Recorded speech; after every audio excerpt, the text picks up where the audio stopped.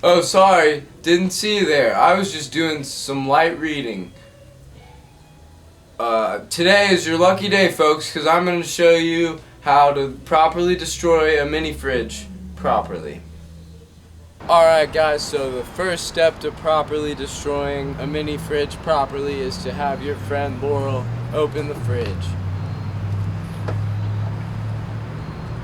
Step 2 is to hit the fridge with a club a lot.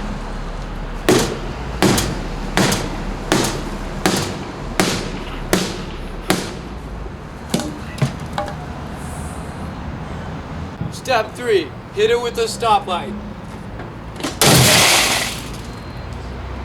Step 4, hit it with a golf club.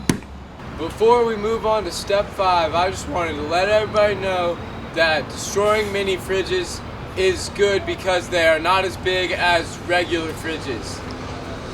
Step 5 is to throw the mini fridge off the roof. 99, 100. Oh, sorry, didn't see you there. Step 6 to destroying a mini fridge is to put it on a seesaw and then jump on it.